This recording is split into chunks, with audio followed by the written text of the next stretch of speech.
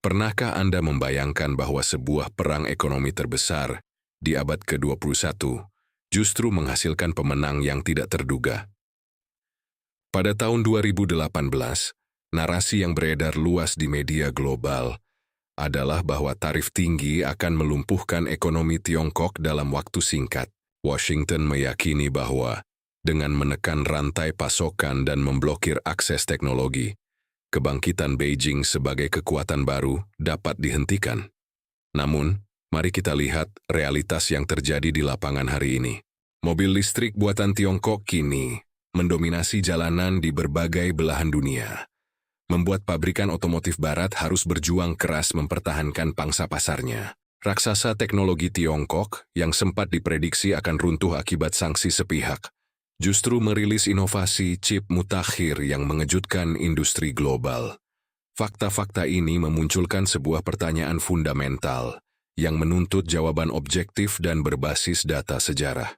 Apakah kebijakan pengekangan ekonomi ini benar-benar efektif bagi Amerika Serikat? Atau justru menjadi katalisator bagi kebangkitan kemandirian Tiongkok yang sesungguhnya? Nah, kali ini kita akan menganalisis secara mendalam dinamika perang dagang Amerika Serikat dan Tiongkok sejak awal mula hingga dampaknya hari ini. Di video ini, Anda akan memahami bagaimana sanksi ekonomi dan pembatasan teknologi justru menciptakan pergeseran geopolitik yang luar biasa bagi negara-negara Global South. Kita tidak hanya akan melihat angka-angka di permukaan, tetapi membedah strategi bertahan dan menyerang dari kedua raksasa ekonomi ini secara komprehensif. Mari kita singkirkan sejenak narasi media arus utama dan membedah siapa yang sesungguhnya mendapatkan keuntungan strategis jangka panjang dari konflik ini. Babak pertama dari perang ini dimulai dengan penerapan tarif impor besar-besaran oleh Amerika Serikat terhadap ribuan produk asal Tiongkok. Tujuan awalnya sangat jelas dan populis, yaitu mengurangi defisit perdagangan Amerika dan memaksa pabrik-pabrik manufaktur untuk kembali beroperasi di tanah air mereka. Secara teoritis, ketika barang dari Tiongkok menjadi lebih mahal akibat pajak masuk, konsumen Amerika diasumsikan akan segera beralih ke produk buatan lokal. Namun, analisis ekonomi makro selama beberapa tahun terakhir menunjukkan bahwa teori usang ini sama sekali tidak berjalan sesuai dengan ekspektasi Washington. Faktanya, beban biaya dari tarif bernilai miliaran dolar tersebut, sebagian besar justru ditanggung secara langsung oleh importir dan konsumen Amerika Serikat sendiri. Harga kebutuhan sehari-hari, komponen elektronik, hingga bahan baku industri di Amerika mengalami lonjakan yang sangat signifikan dan membebani daya beli masyarakat. Inflasi menjadi masalah domestik yang sangat serius, sementara defisit perdagangan Amerika Serikat secara keseluruhan justru tidak menunjukkan penurunan yang struktural. Lalu kemana perginya aliran barang Tiongkok jika ekspor langsung mereka ke Amerika Serikat dibatasi secara ketat? Disinilah kita melihat fenomena rantai pasok menarik yang di dalam ekonomi politik disebut sebagai pengalihan perdagangan melalui perantara negara ketiga. Data perdagangan global menunjukkan lonjakan ekspor Tiongkok yang luar biasa, tajam ke negara-negara seperti Vietnam, Meksiko, dan beberapa negara Asia Tenggara lainnya. Negara-negara perantara ini kemudian mencatat rekor surplus perdagangan yang belum pernah terjadi sebelumnya dengan Amerika Serikat di saat yang bersamaan. Apa artinya fenomena pengalihan ini bagi peta rantai pasokan global kita? Artinya, pabrik-pabrik di Tiongkok secara cerdik mengekspor barang setengah jadi atau komponen utama ke negara ketiga untuk proses perakitan tahap akhir. Setelah dirakit, barang tersebut diekspor kembali ke Amerika Serikat secara sah dengan label Made in Vietnam atau Made in Mexico. Secara esensi, Amerika Serikat tetap membeli produk dengan komponen inti dari Tiongkok, namun dengan harga akhir yang jauh lebih mahal karena rantai pasok yang memanjang. Tiongkok sama sekali tidak kehilangan pangsa pasar globalnya. Mereka hanya merestrukturisasi jalur distribusinya dengan sangat jenius. Fase berikutnya, dan mungkin yang paling krusial untuk dipahami, adalah transisi dari sekadar perang tarif menjadi perang teknologi yang sangat agresif. Amerika Serikat menyadari betul bahwa supremasi masa depan tidak ditentukan oleh barang konsumsi murah, melainkan oleh teknologi semikonduktor dan kecerdasan buatan. Oleh karena itu, Washington menjatuhkan rentetan sanksi yang belum pernah terjadi sebelumnya kepada raksasa teknologi kebanggaan Tiongkok seperti Huawei. Akses terhadap chip canggih, peralatan mesin litografi tingkat tinggi, dan perangkat lunak desain dari perusahaan barat diblokir sepenuhnya tanpa negosiasi. Tujuannya adalah untuk mencekik industri teknologi tinggi Tiongkok agar mereka tetap tertinggal setidaknya 1 dekade di belakang dominasi teknologi barat. Pada awalnya, strategi pembatasan ini memang tampak berhasil memukul mundur bisnis ponsel pintar Huawei di pasar global secara drastis. Namun, tekanan ekstrim yang bertubi-tubi ini justru memicu sesuatu yang selama ini sangat dihindari oleh pembuat kebijakan di negara-negara barat. Sanksi tersebut membangunkan raksasa yang tertidur dan mendorong kemandirian teknologi Tiongkok secara total dan masif. Beijing menyadari bahwa mereka tidak bisa lagi menggantungkan nasib pada pasokan teknologi dari negara yang terbukti bisa memutus akses secara sepihak kapan saja. Akibatnya, pendanaan dan investasi besar-besaran segera dialihkan ke dalam negeri untuk membangun ekosistem manufaktur semikonduktor yang berdaulat. Perusahaan manufaktur chip domestik seperti SMIC mendapatkan dukungan penuh negara untuk mempercepat penelitian dan pengembangan di luar batas normal. Hasilnya sungguh mengejutkan dunia intelijen dan pengamat teknologi barat ketika sebuah terobosan besar diumumkan pada akhir tahun lalu. Huawei secara mengejutkan berhasil merilis ponsel pintar mutakhir yang ditenagai langsung oleh prosesor 7 nanometer inovasi mandiri buatan SEMI. Terobosan gemilang ini membuktikan bahwa pembatasan teknologi justru mempercepat inovasi lokal yang sebelumnya mungkin butuh waktu lebih lama jika pasar bebas masih terbuka. Tiongkok kini sedang bergerak cepat membangun rantai pasok chip yang sepenuhnya tangguh, mandiri, dan kebal terhadap sanksi atau intervensi asing di masa depan.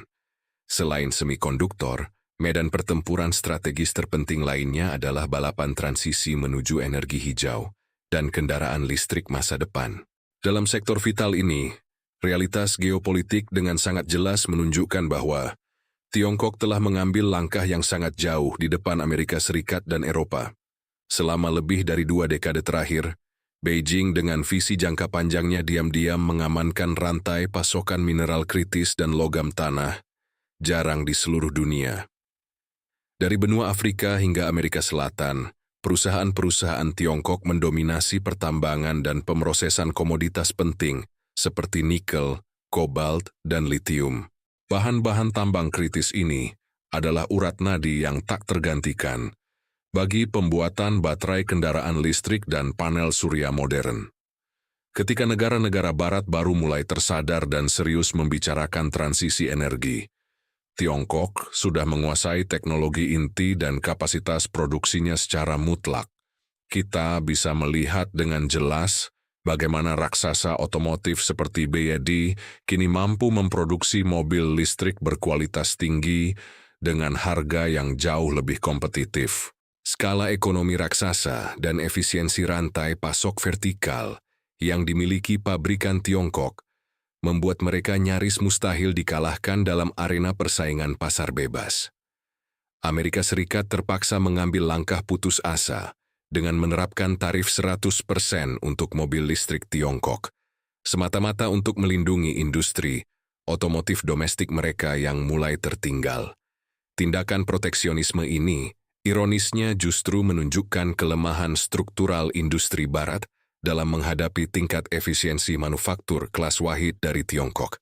Tiongkok kini tidak lagi hanya puas menjadi pabrik dunia untuk barang bernilai rendah, melainkan telah berevolusi utuh menjadi pemimpin inovasi teknologi hijau global. Dampak destruktif dari perang dagang ini bagi hegemoni barat tidak hanya terbatas pada ekonomi dan teknologi, tetapi telah memicu pergeseran geopolitik tektonik tindakan Amerika Serikat yang secara terang-terangan menggunakan sistem keuangan global dan mata uang dolar sebagai senjata politik telah menyalakan alarm peringatan bagi banyak negara. Negara-negara berkembang di kawasan Global South mulai menyadari bahaya laten dari risiko ketergantungan absolut pada satu mata uang dan satu sistem hegemoni. Kesadaran kolektif inilah yang kemudian menjadi katalisator utama bagi percepatan agenda de-dolarisasi dan perluasan aliansi ekonomi strategis seperti BRICS. Tiongkok, bersama kekuatan dunia lainnya, kini sangat aktif mempromosikan skema perdagangan bilateral yang menggunakan mata uang lokal masing-masing negara. Sistem pembayaran lintas batas alternatif yang beroperasi di luar kendali jaringan SWIFT terus dikembangkan untuk mengamankan kedaulatan transaksi dari ancaman sanksi sepihak. Negara-negara berkembang kini tidak lagi melihat Tiongkok hanya sebagai mitra dagang yang menguntungkan, tetapi juga sebagai alternatif, kutub kekuatan penyeimbang dominasi Barat. Perang dagang yang niat awalnya ditujukan untuk mengisolasi dan melemahkan Beijing, pada kenyataannya justru mempercepat integrasi Tiongkok dengan mayoritas populasi dunia. Jadi mari kita tarik kesimpulan utuh dari seluruh analisis mendalam yang telah kita bahas di video ini. Kebijakan agresif perang dagang dan rentetan sanksi teknologi dari Amerika Serikat mungkin sesaat memberikan pukulan taktis jangka pendek terhadap pertumbuhan ekonomi Tiongkok. Namun, jika kita melihat dari kacamata strategis dan proyeksi jangka panjang, kebijakan konfrontatif ini telah gagal total mencapai tujuan utamanya untuk menahan kebangkitan Tiongkok. Alih-alih menyerah pada tekanan, Tiongkok merespons tantangan eksistensial ini dengan mempercepat kemandirian teknologi semikonduktor, mendiversifikasi pasar ekspornya, dan memimpin revolusi energi terbarukan. Amerika Serikat, tanpa disadari oleh para pembuat kebijakannya, telah memaksa raksasa Asia ini untuk segera melepaskan ketergantungannya pada ekosistem teknologi dan sistem keuangan Barat. Benang merah terpenting dari rentetan peristiwa bersejarah ini adalah bahwa dunia unipolar dengan dominasi absolut satu negara telah resmi mendekati masa akhirnya. Kita kini sedang menapaki era multipolar yang sesungguhnya, di mana Tiongkok telah berhasil mengukuhkan posisinya sebagai kekuatan ekonomi dan teknologi global yang sepenuhnya mandiri. Setelah melihat pemaparan data dan analisis komprehensif tadi, bagaimana pandangan Anda terhadap kebijakan perang dagang ini? Apakah Anda memiliki analisis atau sudut pandang yang berbeda mengenai masa depan konstelasi kekuatan dominasi teknologi dan ekonomi global? Silakan bagikan perspektif dan opini cerdas Anda di kolom komentar di bawah, agar kita bisa berdiskusi lebih lanjut tentang dinamika geopolitik ini. Jika Anda merasa analisis di video ini memberikan wawasan baru yang bermanfaat, jangan lupa untuk menekan tombol like dan subscribe. Dukungan Anda sangat berarti dan membantu channel ini untuk terus menyajikan konten geopolitik serta ekonomi internasional yang mendalam, berwibawa, dan berkualitas tinggi. Terima kasih banyak telah meluangkan waktu untuk menonton, dan sampai jumpa di video analisis komprehensif kita berikutnya.